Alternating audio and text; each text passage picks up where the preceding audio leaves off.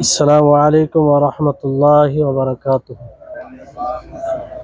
إن الحمد لله نحمده ونستعينه ونستغفره ونعوذ بالله من شرور أنفسنا وسيئات أعمالنا.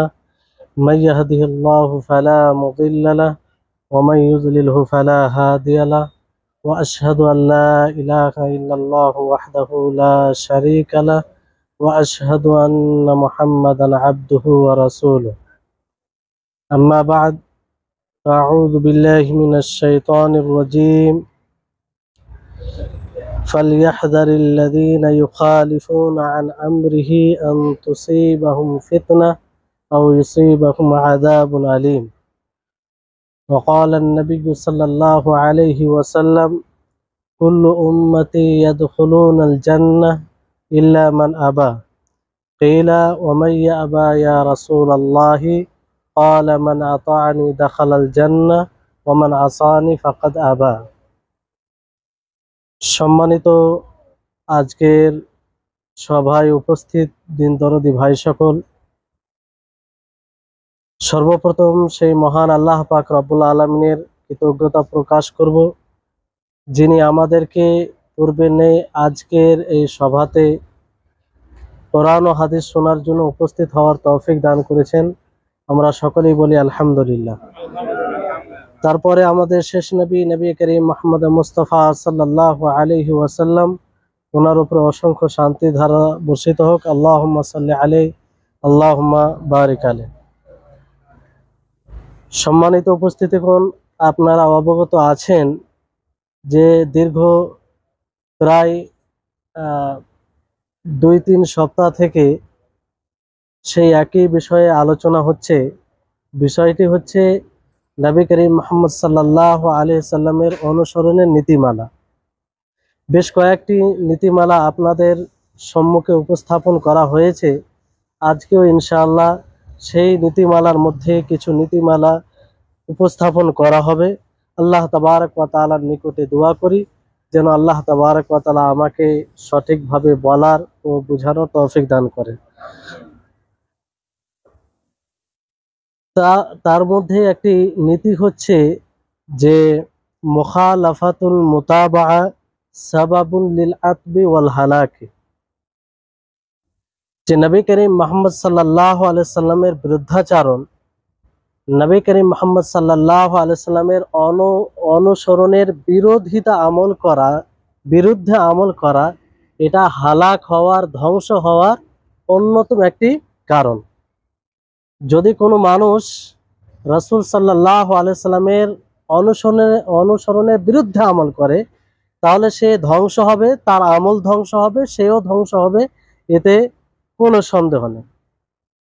আল্লাহ তাবারক ওয়া তাআলা বলেন: ফালইয়াহযারিল্লাযীনা ইউখালিফুনা আন আমরিহি আন তুসিবাহুম ফিতনাহ আও ইউসিবাহুম আযাবুন আলীম, যে তাদেরকে সতর্ক হওয়া উচিত যারা রাসূলের আদেশের বিরুদ্ধাচরণ করে, যারা রাসূলের হুকুমের বিরোধিতা করে, আন তুসিবাহুম ফিতনা, যে তারা ফিতনায়, বিপর্যয়ে, বিপদে আপতিত হবে, আও ইউসিবাহুম আযাবুন আলীম, অথবা তারা খুব যন্ত্রণাদায়ক শাস্তিতে আপতিত হবে। তাহলে এই আয়াতে আল্লাহ তাবারক ওয়া তাআলা সুস্পষ্টভাবে ঘোষণা করে দিয়েছেন যে যারাই রাসূলের আদেশের বিরুদ্ধাচরণ করবে, যারাই রাসূল সাল্লাল্লাহু আলাইহি সাল্লামের অনুসরণ করবে না, তাদের উপরে আল্লাহর পক্ষ থেকে বিপর্যয় নেমে আসবে, মুসিবত আসবে, এবং তারা যন্ত্রণাদায়ক শাস্তির সম্মুখীন হবে। আর এর উদাহরণ আমরা অনেক পাই। রাসূল সাল্লাল্লাহু আলাইহি সাল্লামের বিরোধিতা করে কোনো কাজে সফলতা পাওয়া সম্ভব নয়। যেমন আমরা শুনেছি যে উহুদ যুদ্ধে প্রায়, সেই যুদ্ধে নবী করিম মুহাম্মদ সাল্লাল্লাহু আলাইহি সাল্লাম ও সাহাবায়ে কেরাম রিজওয়ানুল্লাহি আলাইহিম আজমাইন জয়ের পথে ছিলেন, জয়ী হয়ে গেছিলেন, কিন্তু নবী করিম মুহাম্মদ সাল্লাল্লাহু আলাইহি সাল্লাম আব্দুল্লাহ ইবনে জুবাইরকে, ওনাকে জাবালে রুমাতে কমান্ডার বানিয়েছিলেন, দায়িত্বশীল বানিয়েছিলেন, আর বলেছিলেন যে তুমি এখানেই থাকবে, এখান থেকে কোনো সময় সরে যাবে না যতক্ষণ পর্যন্ত আমি না বলবো।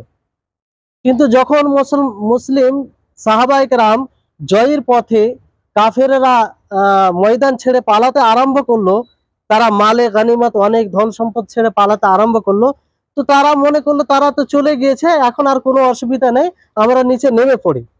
তো যখন নিচে নিচে নেমে পড়ে, তো আব্দুল্লাহ ইবনে জুবাইর তিনি স্মরণ করিয়ে দিলেন কি তোমরা কি জানো না কি রাসূল সাল্লাল্লাহু আলাইহি সাল্লাম আমাদেরকে কি বলেছেন, যে যতক্ষণ পর্যন্ত রাসূল না আমাদেরকে কিছু বলবে ততক্ষণ পর্যন্ত এখান থেকে আমরা যেতে পারি না।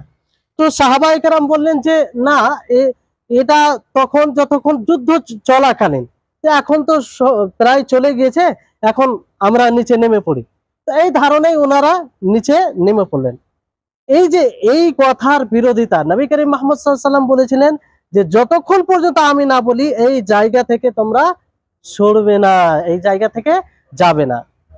এই বিরোধিতা করার কারণে কি হলো, সে জয়ী যুদ্ধ যেখানে কাফেররা ময়দান ছেড়ে পলায়ন করতে আরম্ভ করেছিল, তারা চলে গিয়েছিল প্রায়, কিন্তু খালিদ বিন ওয়ালিদ যে তখন ঈমান আনেনি, সে এই সুযোগ ভেবে সেই জাবালে রুমাতে যে সব সাহাবায়ে কেরাম ছিল তাদের উপর আক্রমণ করে, কারণ অনেকে নেমে গিয়েছিল।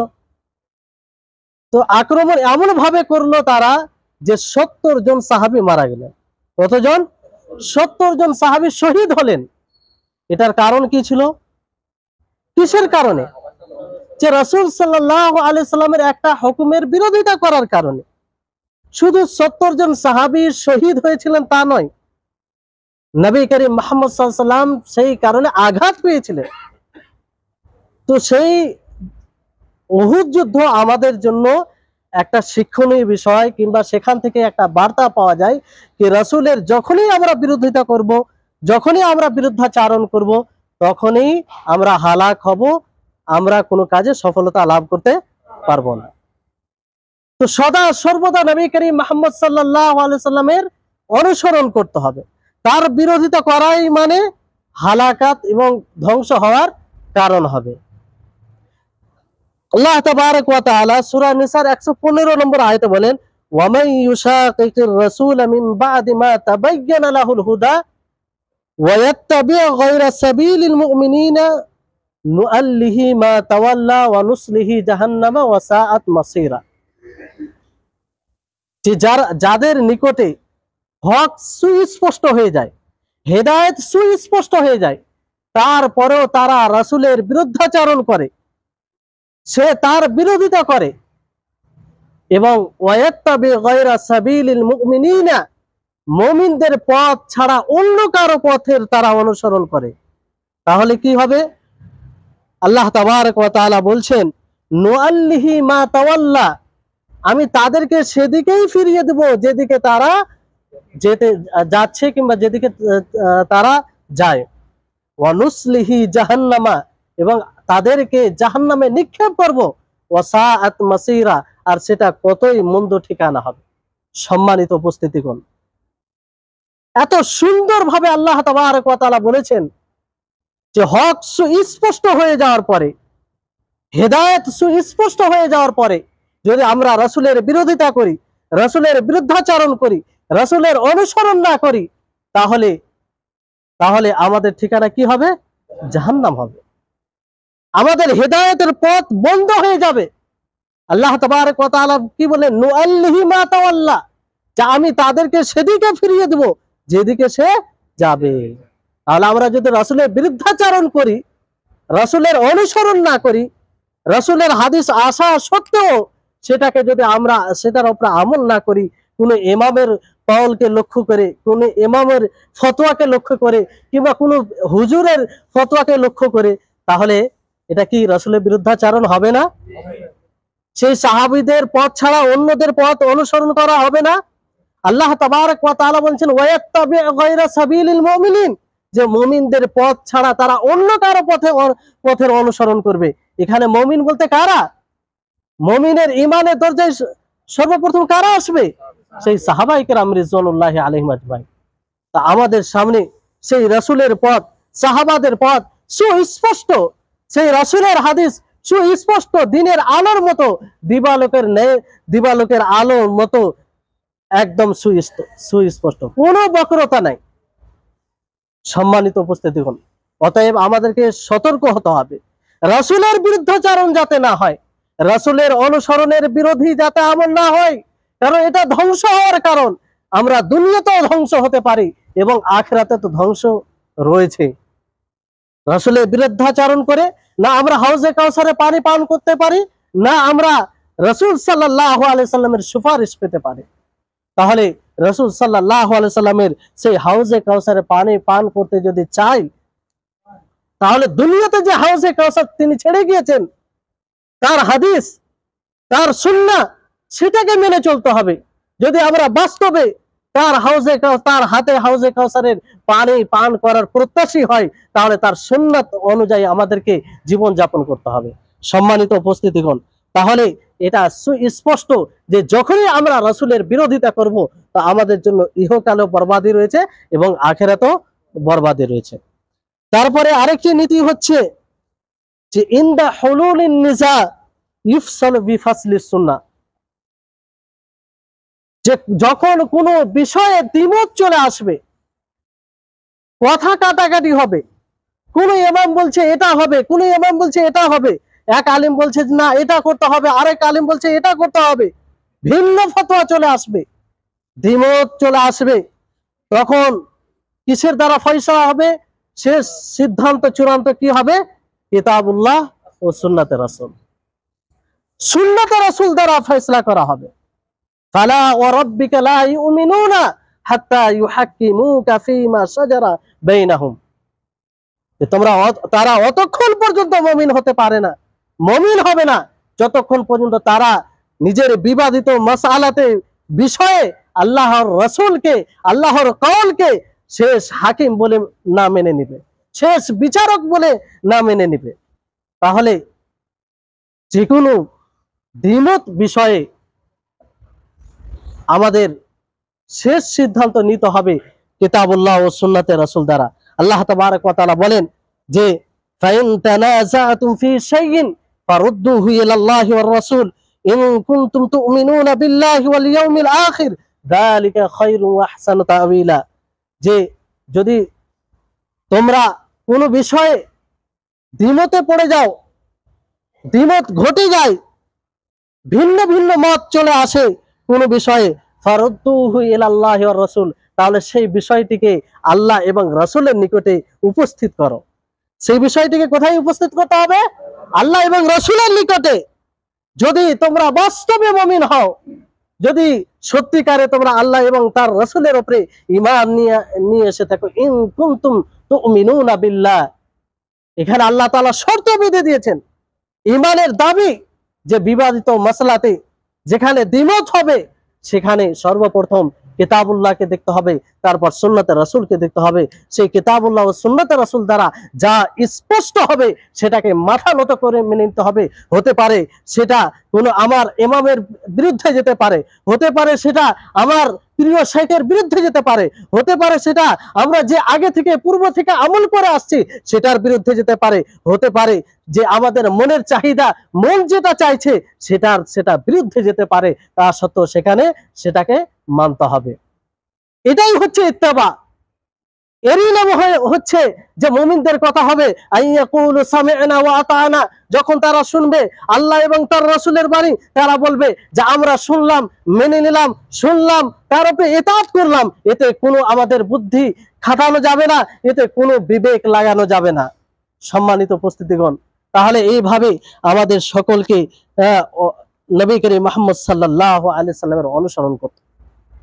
তারপরে আরেকটি নীতি যে লাইসাল ফাজলু বিকাসরাতিল ইজতিহাদ ওয়া ইন্নামাল হুদা ওয়াস সাদাদ। ইবনে তাইমিয়া রাহিমাহুল্লাহ এই নীতিটি বর্ণনা করেছেন যে অতিরিক্ত ইবাদত করা, অতিরিক্ত ইবাদতে পরিশ্রম করা এটা ফজিলতের বিষয় নয়। আসলে আপনাকে দেখতে হবে যে সঠিক পদ্ধতিতে ইবাদত করছেন কি করেন না। আপনি যেই ইবাদতে পরিশ্রম করছেন সেই ইবাদতটি হিদায়াতের মধ্যে রয়েছে কি আছে কি নেই, সেই ইবাদতটি কোরআন ও হাদিসে প্রমাণিত আছে কি নেই সেটা দেখতে হবে। সেটাই হচ্ছে আসল বিষয়। কোরআন হাদিস অনুযায়ী যদি আপনি ইবাদত করেন তাহলে সেই ইবাদত আপনাকে জান্নাতে নিয়ে যাবে। আর যদি আপনি ইবাদতের পাহাড় পাহাড় জমিলেন, পাহাড় সমতুল্য ইবাদত করে থাকেন, আর সেই ইবাদত যদি নবী করিম মুহাম্মদ সাল্লাল্লাহু আলাইহি সাল্লামের পদ্ধতি অনুযায়ী না হয়, হেদায়েত অনুযায়ী না হয়, যে হেদায়েত নবী করিম মুহাম্মদ সাল্লাল্লাহু আলাইহি সাল্লাম দিয়ে গেছেন, তাহলে সেই ইবাদতের কোনো মূল্য নেই। আচ্ছা বলুন তো, যদি কোনো মানুষ ফজরের 2 রাকাত সুন্নাতে প্রথম রাকাতে সূরা বাকারা পাঠ করে আর দ্বিতীয় রাকাতে সূরা নিসা পাঠ করে, আর একজন ব্যক্তি প্রথম রাকাতে সূরাতুল কাফিরুন পাঠ করে আর দ্বিতীয় রাকাতে সূরাতুল ইখলাস পাঠ করে, কোনটি উত্তম? প্রথম রাকাতে সূরাতুল কাফিরুন, দ্বিতীয় রাকাতে সূরাতুল ইখলাস। কেন? নবী করিম মুহাম্মদ সাল্লাল্লাহু আলাইহি ওয়াসাল্লাম এইভাবে আমল করেছেন। কারণ কারণ যে ব্যক্তি সূরাতুল বাকারা প্রথম রাকাতে পড়ে, দ্বিতীয় রাকাতে সূরাতুল নিসা, এটা তো অনেক অনেক বড় সূরা, অতএব আয়াত বেশি রয়েছে, অক্ষর বেশি রয়েছে, এমনি আপনি তেলাওয়াত সাধারণ তেলাওয়াত করতে গেলে তার নেকি বেশি আছে, তো এখানে উত্তম কেন নয়? মুহাম্মদ সাল্লাল্লাহু আলাইহি সাল্লাম আমাদেরকে আমল করে দেখিয়ে গেছেন। কারণ সুন্নাহ হচ্ছে যে আপনি সেই ফজরের 2 রাকাত সুন্নাতে আপনি কি পড়বেন? প্রথম রাকাতে সূরাতুল কাফিরুন পড়বেন, দ্বিতীয় রাকাতে সূরাতুল ইখলাস পড়বেন। তাহলে এখান থেকে কি স্পষ্ট হয়? এখান থেকে সুস্পষ্ট হয় যে আসল বেশি পরিশ্রম করা এটা আসল বিষয় নয়। আপনি সঠিক ইবাদত করছি কি করি না সেটাই হচ্ছে আসল বিষয়। সেখানেই আমাকে আপনাকে দেখতে হবে, সেটা ভাবনা, সে বিষয়ে আমাদেরকে সতর্ক হতে হবে।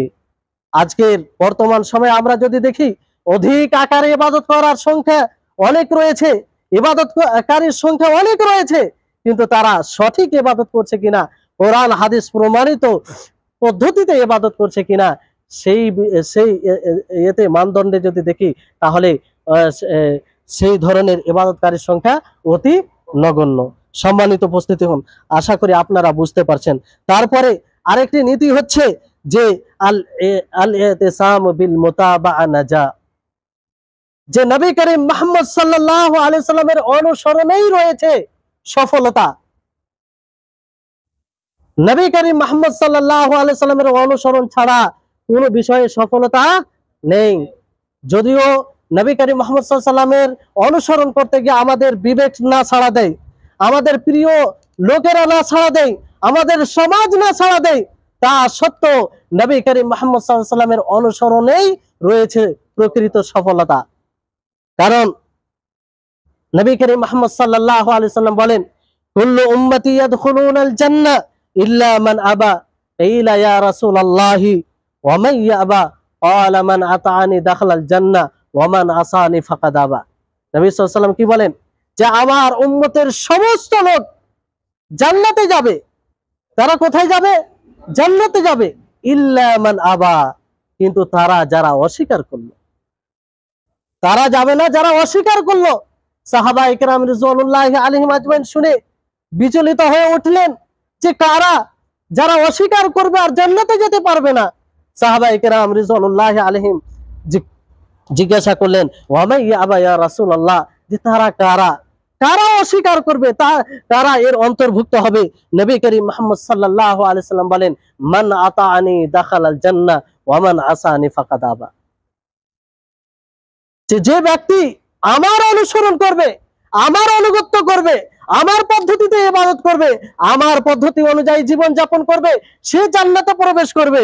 আর যে আমার অনুসরণ করবে না, আমার নাফরমানি করবে, সে নিজের বিবেক দ্বারা ইবাদত করবে, কারো শেখকে আমার কথার উপরে, কারো শেখের কথাকে আমার কথার উপরে প্রাধান্যতা দিয়ে ইবাদত করবে, সে নাফরমানি করবে, সে আমাকে অস্বীকার করবে, অর্থাৎ সে জান্নাতে যাবে না। সম্মানিত উপস্থিতিগণ, এই হাদিস কোনো কি বুঝার অসুবিধা আছে? সুস্পষ্ট বাণী নবী করিম মুহাম্মদ সাল্লাল্লাহু আলাইহি সাল্লামের।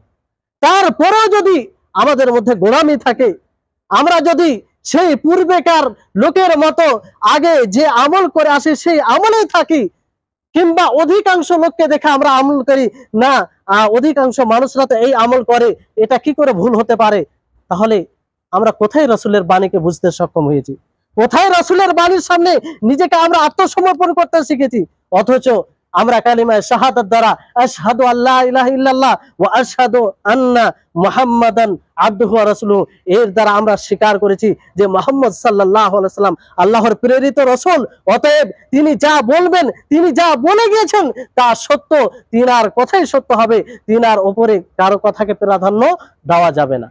সম্মানিত উপস্থিতিগণ, তাহলে প্রকৃত সফলতা রাসূল সাল্লাল্লাহু আলাইহি সাল্লামের অনুসরণে রয়েছে। অতএব আমাদেরকে সদা সর্বদা তারই অনুসরণ করতে হবে যদি আমরা বাস্তবে ইহকালে ও পরকালে সফলতা লাভ করতে চাই। তারপরে আসুন আরেকটি নীতি হচ্ছে যে মাবতাদা কওমুন বিদআতান ইল্লা ওয়া রুফিয়া মিনাস সুন্নাতি বিহিম বিকাদরিহা, খুব গুরুত্বপূর্ণ আর বাস্তবের সাথে মিলবে। এটা দেখবেন আপনারা যে যখন কোন কওম, কোন জাতি বিদআতের উপরে আমল শুরু করে, বিদআত আরম্ভ করে, তখন সেই জাতি থেকে যে জায়গায় বিদআত হয়, যে এলাকায় বিদআত হয়, যে মসজিদে বিদআত হয়, সেই জায়গা, সেই মসজিদ, সেই এলাকা থেকে সেই পরিমাণে সুন্নাত উঠে যায়, সেই পরিমাণে সুন্নাতের উপরে আমল হয় না, সেই পরিমাণে তারা সুন্নাতকে গ্রহণ করে না। আপনি দেখবেন যে যেখানে বিদআত আছে সেখানে সুন্নাত উঠে গেছে।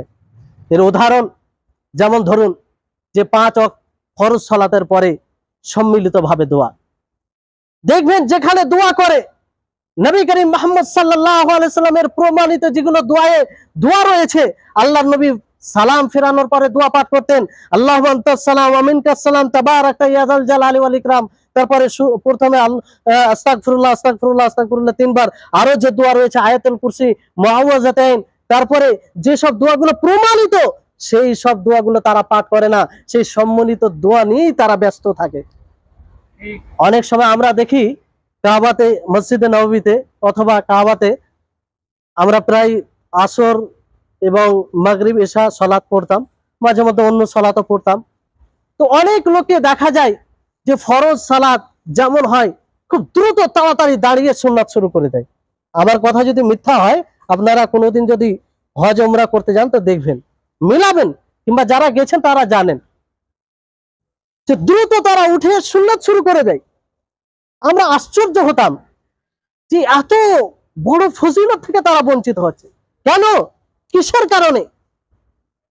তারা এই জন্য উঠে যেত যে সামনে কি আসছে, সলাতুল জানাজা আসছে, সলাতুল জানাজা আসছে, যেহেতু তার জন্য ঘোষণা হবে, এই জন্য দ্রুত উঠে তারা সুন্নাত শুরু করে দেয়। আবার বসে যদি সুন্নাত শুরু না করে তো এই দোয়া করে, আবার দোয়া করে বাকি যে সালাতের পরে যেগুলো দোয়া আছে সেগুলো তারা পাঠ করে না।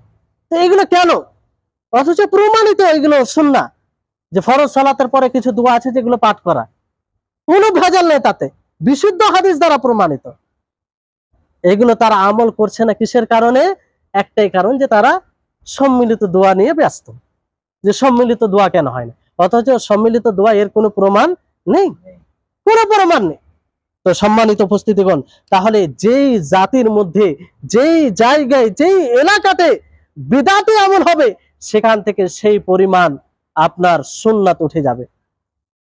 এটা এক প্রকারের আল্লাহর পক্ষ থেকে মার, আল্লাহর শাস্তি দুনিয়াতে পুরো সুন্নাত থেকে বঞ্চিত হয়ে যাওয়া, রাসূল সাল্লাল্লাহু আলাইহি সাল্লামের প্রকৃত অনুসরণ থেকে বঞ্চিত হয়ে যাওয়া, এর চাইতে বড় কঠিন শাস্তি দুনিয়াতে হতে পারে না।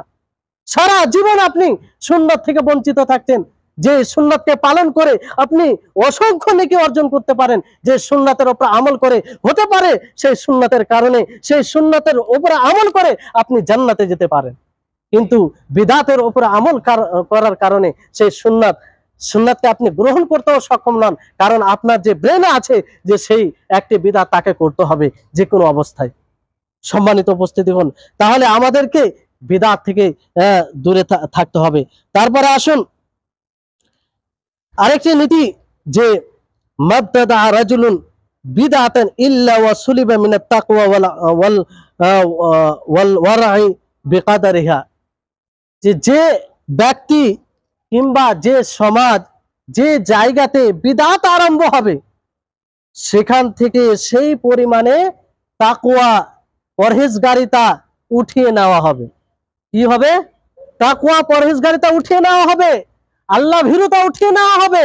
তাদের ভিতরে আল্লাহ ভীরুতা থাকবে না। বাস্তবের সাথে যদি এটা মিলিয়ে দেখেন, তাহলে আপনি নিরপেক্ষভাবে যদি দেখেন তাহলে এটা দেখতে পাবেন।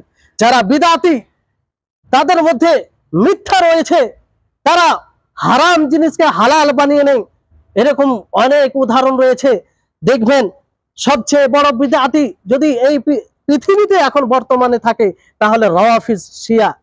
তারা রাসূলের নামে মিথ্যা কথা বলে, তারা সাহাবীদেরকে কাফের বলতে ছাড়ে না। তারা সাহাবীদেরকে, সমস্ত সাহাবীদেরকে, কয়েকটি সাহাবী ছাড়া সমস্ত সাহাবীকে কাফের বলে। তারা সবচেয়ে বিদআতি। এই বিদআত থাকার কারণে তারা এত বড় দুঃসাহস করতে সক্ষম হয়। সম্মানিত উপস্থিতিগণ, কিসের কারণে? তারপরে খাওয়ারিজ, তারাও একটা বড় বিদআতি। তারা বলে যে কাবিরা গুনাহ করলে ইসলাম থেকে খারিজ হয়ে যায়, ইসলাম থেকে বের হয়ে যায়, সে চিরস্থায়ী জাহান্নামী হবে। তারা এই ধরনের কথা কেন বলে? তার একটাই কারণ যে তারা সুন্নাহকে ছেড়ে বিদআতে আমল শুরু করেছে। এই কারণে তাদের, আর সবচেয়ে রাওয়াফিজ শিয়া সবচেয়ে তারা বড় মিথ্যুক, সবচেয়ে বড় মিথ্যুক তারা। ওই জন্য তারা স্বার্থ অনুযায়ী মিথ্যা কথা বলে, আবার প্রকাশ্যভাবে সেটাকে সেটা সঠিক বলে, কিন্তু তাদের অন্তরে সেটা মিথ্যায় আশ্রয় নেয়। তা এটা এটা দেখবেন আপনি, যে যতটা বিদআতে লিপ্ত থাকে সে ততটাই শরীয়ত বিরোধী কাজ করে। আপনি দেখবেন যারা বিদআত করে তারা কি করে? তারা হালালা করে, জিনাকে তারা হালাল করে দেয়, ব্যভিচারকে হারাম করে দেয়, মুতা যেটা হারাম, যেটা ইসলামে কোনো জায়েজের কোনো সুযোগ নেই, কিন্তু শিয়াপন্থীরা তাকে বৈধভাবে তাকে শরীয়তের অংশ ভাবে। মুতা মানে একটা সময় নির্ধারণ করে কিছু পয়সা দিয়ে বিবাহ করলেন, 1 মাসের জন্য, আবার তাকে ছেড়ে দিলেন, এটাকে মুতা বলা হয়। এটাকে বৈধ মনে করে, শরীয়তের অংশ ভাবে। তারপরে হালালা, যদি কোনো ব্যক্তি কোনো স্ত্রীকে তালাক দিয়ে দেয়, আবার সেই স্ত্রী, সে মেয়েটি সেই স্বামীর সাথেই থাকতে চাইছে, তো 2 দিনের জন্য অন্য কারোর সাথে বিবাহ করে, আবার যাকে বিবাহ করে তার সাথে কথা করে নেই যে আবার আমাকে তালাক 2 দিন পরে দিয়ে দিবে। এইভাবে বিবাহ করে তালাক নিয়ে আবার পূর্বের স্বামীর কাছে ফিরে যায়, এটাকে তারা হালালা বলে। এটা শরীয়তের অংশ ভাবে, শরীয়তকে তারা ছোট করে দিয়েছে। এই কারণে অনেক অমুসলিম তারা প্রশ্ন করে, এই প্রশ্নের কোরআন হাদিস অনুযায়ী এর কোনো স্থান নেই, এটা কোনো মতেই জায়েজ বৈধ হতে পারে না, কিন্তু তাদের কারণে আমাদের মাথা নিচু হয়, তাদের কারণে আমাদেরকে ছোট হতে হয়, যে আমাদের মধ্যে এক বড় সংখ্যা এটাকে ইসলামের অংশ ভাবে। কিসের কারণে? এটা একমাত্র বিদআতের উপর আমল করার কারণে। বিদআত থাকার কারণে তারা যদি সুন্নাতকে পালন করত, তারা যদি প্রকৃত রাসূল সাল্লাল্লাহু আলাইহি সাল্লামের অনুসরণ করত, তো এই অবস্থা কখনো হতো না। সম্মানিত উপস্থিতিগণ, এই জন্য এই বিদআত খুব কঠিন জিনিস। এই বিদআত করতে গেলে আপনি প্রকৃত আল্লাহ তাবারক ওয়া তাআলার নেয়ামত, হেদায়েত থেকে আপনি বঞ্চিত হবেন। তারপরে দেখবেন যেখানে সুন্নাহ থাকে, যেখানে রাসূল সাল্লাল্লাহু আলাইহি সাল্লামের প্রকৃত অনুসরণ হয়, সেখানে তাকওয়া, পরহেজগারিতা, আল্লাহ ভীরুতা আপনি দেখতে পাবেন। আমরা দেখেছি, সৌদি আরবে দেখেছি আমরা, যে সেখানে যে দ্বীনি পরিবেশ আছে, সেখানে যে তারা সুন্নাহ অনুযায়ী দ্বীনকে পালন করে, তার উদাহরণ আপনি পৃথিবীর কোনো জায়গায় দিতে পারবেন না। এটা কোনো বানানো কথা নয়। আপনি নিরপেক্ষভাবে যদি দেখেন, দেখতে পাবেন তারা যতটুকু ইবাদত করে সুন্নাহ অনুযায়ী ইবাদত করে, রাসূল সাল্লাল্লাহু আলাইহি সাল্লামের পদ্ধতি অনুযায়ী ইবাদত করে। এই জন্য দেখবেন তাদের মধ্যে সেরকম আল্লাহ ভীরুতাও রয়েছে, তাদের মধ্যে সেরকম পরহেজগারিতাও রয়েছে। আর যেখানে আপনি দেখবেন যারা সুন্নাহকে মেনে চলে, যারা প্রকৃত সুন্নাহকে মেনে চলে, তাদের আখলাক, চরিত্র দেখবেন যে কত সুন্দর হয়।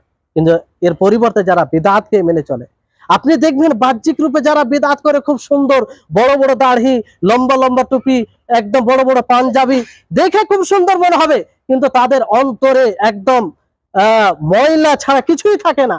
কারণ তারা প্রয়োজন, তারা যদি নিজের স্বভাবে আসে তখন তারা মসজিদকে ভাঙতেও তারা দূর থাকে না। এর জ্বলন্ত উদাহরণ অনেক আছে। কিসের কারণে? বিদআত তাদের মধ্যে আসার কারণে। তো সম্মানিত উপস্থিতিগণ, এই হচ্ছে অবস্থা। এই জন্য আমাদেরকে সদা সর্বদা সুন্নাতের উপরে থাকতে হবে। তারপর আসুন, আরেকটি নীতি হচ্ছে যে আল ইবাদাতুল ওয়ারিদা আলা উজুহিম মুতানাওয়িয়া তুফআলু আলা জামিই উজুহাতিন মুতানাওয়িয়া ফি আওকাতিন মুখতালিফা। এর অর্থ হচ্ছে যে কিছু কিছু ইবাদত আপনার বিভিন্ন পদ্ধতিতে এসেছে, বিভিন্ন পদ্ধতিতে এসেছে। তো সুন্নাহ হচ্ছে আপনি সেই ইবাদতকে বিভিন্ন অবস্থায় বিভিন্ন পদ্ধতিতে পালন করবেন। যতগুলো পদ্ধতিতে প্রমাণ রয়েছে নবী করিম মুহাম্মদ সাল্লাল্লাহু আলাইহি ওয়াসাল্লাম, সমস্ত পদ্ধতিতে কি করতে হবে? আমল করতে হবে। এটা হচ্ছে রাসূল সাল্লাল্লাহু আলাইহি ওয়াসাল্লামের পরিপূর্ণ অনুসরণ, পরিপূর্ণ মুতাবাআতে রাসূল। যেমন আজান, আমরা যে পদ্ধতিতে আজান শুনি, আজানের আরো পদ্ধতি রয়েছে, আজানের আরো পদ্ধতি রয়েছে। তো সেই আজানের মাঝে মধ্যে আরো যেগুলো পদ্ধতি রয়েছে সেই পদ্ধতিতে আজান দেওয়া দরকার, পরিবেশ তৈরি করা দরকার। হঠাৎ করে নয়, পরিবেশ আস্তে আস্তে করে পরিবেশ তৈরি করা দরকার, যাতে সমস্ত সুন্নাহর উপর আমল করা হয়। যেমন আমরা দুআউল ইস্তিফতাহ পাঠ করি প্রথমে তাকবীরে তাহরিমার পরে, আল্লাহুম্মা বাঈদ বাইনি, আল্লাহুম্মা বাঈদ বাইনি, এটাও প্রমাণিত। সুবহানাকা আল্লাহুম্মা, এটাও প্রমাণিত। এছাড়া আরো দোয়া রয়েছে। তো সমস্ত দোয়াকে এক একবার করে আমল করা উচিত, যাতে আল্লাহর নবীর সমস্ত পদ্ধতির উপরে আমল হয়ে যায়।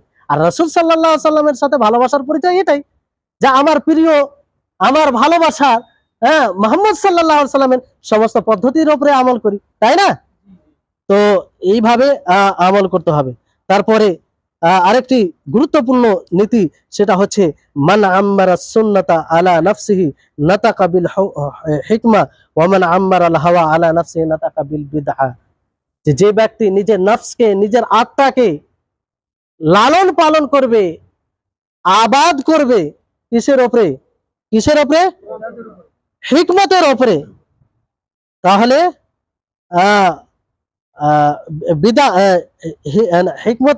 হিকমতের উপরে, তাহলে সে হিকমতের ভালো কথা বলবে। আর যে ব্যক্তি প্রবৃত্তির উপরে নিজের নফসকে, নিজের আত্মাকে লালন পালন করবে, সে বিদআতের কথা বলবে। কিসের কথা বলবে? অর্থাৎ যে ব্যক্তি নিজের নফসকে, নিজের আত্মাকে সুন্নাহর উপরে লালন পালন করবে, নিজের সুন্নাহর উপরে, সুন্নাহ অর্থাৎ নবী সাল্লাল্লাহু আলাইহি ওয়াসাল্লামের সুন্নাহর উপরে লালন পালন করবে, তাহলে সে হিকমতের কথা বলবে, কোরআন হাদিস অনুযায়ী কথা বলবে। আর যে ব্যক্তি নিজের নফসকে, নিজের আত্মাকে প্রবৃত্তির উপরে লালন পালন করবে, প্রবৃত্তির উপরে তাকে তার আবাদ, সেই আত্মাকে আবাদ করবে, তাহলে সে কি করবে? বিদআতের কথা বলবে। কি বলবে?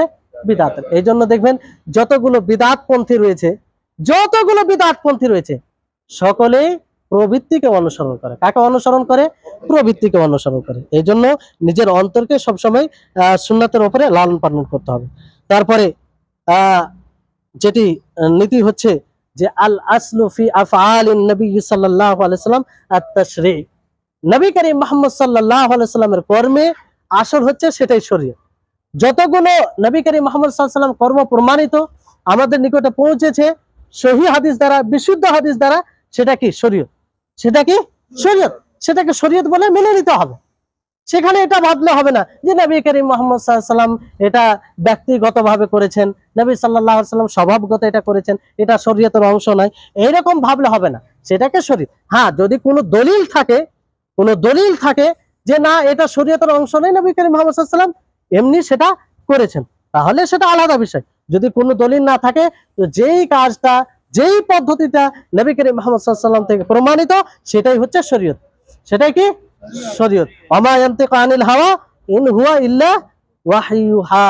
নবী করিম মুহাম্মদ সাল্লাল্লাহু আলাইহি সাল্লাম স্ব ইচ্ছায় কিছু বলেন না, যা কিছু বলেন আল্লাহ তাবারক ওয়া তাআলা ওহীর মাধ্যমে বলেন। সম্মানিত উপস্থিতিগণ, এইজন্য আল্লাহ তাবারক ওয়া তাআলা কি বলেন? লাকাদ কানা লাকুম ফি রাসূলিল্লাহি উসওয়াতুন হাসানা। নবী করিম মুহাম্মদ সাল্লাল্লাহু আলাইহি সাল্লামের সম্পূর্ণ জীবন আমাদের জন্য উত্তম আদর্শ, উত্তম নমুনা, আর সেটাকে উত্তম নমুনা হিসাবে গ্রহণ করতে হবে। সম্মানিত উপস্থিতিগণ, তারপরে আরেকটি নীতি, যেটা শেষ নীতি, এই বলে বক্তব্য শেষ হবে ইনশাআল্লাহ, যেটা হচ্ছে যে যে নীতিটি প্রকৃত আল্লাহর আয়াত, ওয়াইন তুতিউহু তাহতাদু, যেটা দলিল হিসেবে আপনাদেরকে বলা হয়েছে যে যদি তোমরা রাসূলের অনুসরণ করো, রাসূলের আনুগত্য করো, রাসূলের অনুযায়ী ইবাদত করো, রাসূল যেভাবে জীবন যাপন করেছেন সেভাবে জীবন যাপন করো, তাহলে তোমরা হেদায়েত প্রাপ্ত হবে, তাহলে তোমরা হেদায়েতের পথে আসবে। তাহলে এই নীতিটি মনে রাখবেন যে রাসূলের পদ্ধতিতে চলতে চলতে গেলে আমরা হেদায়েত পাবো, নচেত হেদায়েত পাওয়া সম্ভব নয়। সম্মানিত উপস্থিতিগণ, এই আয়াতকে সাহাবায়ে কেরাম রিজওয়ানুল্লাহি আলাইহিম আজমাইন কিভাবে বুঝেছিলেন, তিনারা কিভাবে অনুসরণ করেছিলেন, সেই অনেক উদাহরণ আপনি পাবেন। যে সাহাবায়ে কেরাম একবার নবী করিম মুহাম্মদ সাল্লাল্লাহু আলাইহি সাল্লামকে সালাতরত অবস্থায় জুতো খুলতে দেখলেন, সাহাবায়ে কেরাম জুতো খুলে দিলেন, জুতো খুলে দেখে জুতো খুলে দিলেন। সাহাবায়ে কেরাম একবারও ভাবলেন না যে নবী করিম মুহাম্মদ সাল্লাল্লাহু আলাইহি সাল্লাম হয়তো কোনো ব্যক্তিগত কারণে খুলেছেন, সেটা ভাবেননি। নবী করিম মুহাম্মদ সাল্লাল্লাহু আলাইহি সাল্লামের অনুসরণ করতে গিয়ে জুতো খুলে ফেললেন। কিভাবে অনুসরণ করতেন? প্রাথমিক সময়ে নবী করিম মুহাম্মদ সাল্লাল্লাহু আলাইহি ওয়াসাল্লাম সোনার আঙ্গুঠি পড়েছিলেন, সাহাবায়ে কেরাম রিজওয়ানুল্লাহি আলাইহিম আজমাইন তিনারাও পড়েছিলেন। কিন্তু যখন হারাম হলো, নবী করিম মুহাম্মদ সাল্লাল্লাহু আলাইহি ওয়াসাল্লাম সেটাকে খুলে দিলেন, তো সমস্ত সাহাবায়ে কেরাম সেটা খুলে দিলেন। সম্মানিত উপস্থিতিগণ, সেই সাহাবায়ে কেরাম যাদের ঈমানের উদাহরণ দেওয়া যায়, যাদের ব্যাপারে আল্লাহ তাবারক ওয়া তাআলা নিজেই বলেছেন যদি তোমরা হেদায়েত প্রাপ্ত হতে চাও তাহলে সেই সাহাবীদের মতো ঈমান নিয়ে এসো। সেই সাহাবায়ে কেরাম রিজওয়ানুল্লাহি আলাইহিম আজমাইনরা মদে অভ্যস্ত ছিল, সব সময় মদ পান করত, মদ ছাড়া তারা থাকতো না। কিন্তু যখন মদকে হারাম করা হলো, মদকে নিষেধ করা হলো, সঙ্গে সঙ্গে তারা সেটাকে ছেড়ে দিল, প্রত্যাখ্যান করলো। এটা ছিল নবী করিম মুহাম্মদ সাল্লাল্লাহু আলাইহি সাল্লামের প্রকৃত অনুসরণ, নবী করিম মুহাম্মদ সাল্লাল্লাহু আলাইহি সাল্লামের প্রকৃত অনুগত। তারা সেই আয়াতকে আল্লাহ তাবারক ওয়া তাআলার কথা ওয়াইন তুতিউহু তাহতাদু, যে তোমরা যদি রাসূলের অনুসরণ করো, রাসূলের অনুগত করো, তাহলে তোমরা হেদায়েত প্রাপ্ত হবে। সম্মানিত উপস্থিতিগণ, আজকে প্রয়োজন আছে আমরা সেই রকম ভাবে নবী করিম মুহাম্মদ সাল্লাল্লাহু আলাইহি সাল্লামের অনুসরণ করি। আজকে প্রয়োজন আছে যে আমরা আমাদের নিকটে যখন রাসূলের বাণী পৌঁছে যাবে, রাসূলের কোনো হাদিস পৌঁছে যাবে বিশুদ্ধ সনদ দ্বারা, বিশুদ্ধ সূত্রে, তাহলে সেটাকে মাথা নত করে মেনে নিতে হবে। তাহলে আমরা প্রকৃত রাসূল সাল্লাল্লাহু আলাইহি সাল্লামের অনুসরণকারী হব। সম্মানিত উপস্থিতিগণ, এই ছিল আজকের আলোচনা। আল্লাহ তাবারক ওয়া তাআলার নিকটে আমরা দোয়া করব আল্লাহ যেন আমাদের সকলকে সঠিকভাবে আমল করার তৌফিক দান করেন। আর শেষে আরেকটি বিষয় জড়িয়ে দিই যে সামনে একটি বেদাত আসছে, সেটা হচ্ছে নবী করিম মুহাম্মদ সাল্লাল্লাহু আলাইহি সাল্লামের জন্মদিবস পালন করা। এর পূর্বে আপনাদেরকে বলেছি যে দেখেন, যে উদ্দেশ্য ভালো থাকলে যে কাজটি আপনি করবেন সেটা যে জায়েজ হবে এটা জরুরি নয়। যারা জন্মদিবস পালন করে তারা বাস্তবে রাসূলকে ভালোবাসে, রাসূলকে ভালোবেসেই কাজ করে, কিন্তু তারা যেভাবে তারা ভালোবাসা প্রকাশ করে এই পদ্ধতি কি সঠিক নয়। অতএব এইভাবে নবী করিম মুহাম্মদ সাল্লাল্লাহু আলাইহি সাল্লামের জন্মদিবস পালন করা এটা বিদআত। রাসূল সাল্লাল্লাহু আলাইহি সাল্লামের প্রকৃত ভালোবাসা, রাসূল সাল্লাল্লাহু আলাইহি সাল্লামকে প্রকৃত ভালোবাসার পরিচয় হচ্ছে যে তার অনুসরণ করা। কারণ আমাদের চেয়ে সবচেয়ে বেশি ভালোবেসেছিলেন নবী করিম মুহাম্মদ সাল্লাল্লাহু আলাইহি সাল্লামকে সাহাবায়ে কেরাম রিজওয়ানুল্লাহি আলাইহিম আজমাইন। তিনারা কখনো জন্মদিবস পালন করেনি। তাবেঈন যাদের পরে স্থান আছে তারা কখনো জন্মদিবস পালন করেনি। তো যিনারা উত্তম, যাদেরকে সার্টিফিকেট আল্লাহ তাবারক ওয়া তাআলা দিয়েছেন, রাদিয়াল্লাহু আনহু ওয়া রাদু আন, তারা পালন করেনি। তাদের চেয়ে আমরা বেশি মুত্তাকি হয়েছি, বেশি পরহেজগার হয়েছি? এটা কি করে সম্ভব? তো যাই হোক, আল্লাহ তাবারক ওয়া তাআলা আমাদের সকলকে যেন রাসূলের পদ্ধতি অনুযায়ী জীবনযাপন করার তৌফিক দান করেন। আর আল্লাহ তাআলা যেন আমাদের সকলকে প্রকৃত ইসলামকে বোঝার তৌফিক দান করেন। ওয়া আখিরু দাওয়ানা আনিল হামদুলিল্লাহি রাব্বিল আলামিন। আসসালামু আলাইকুম ওয়া রাহমাতুল্লাহি ওয়া বারাকাতুহু।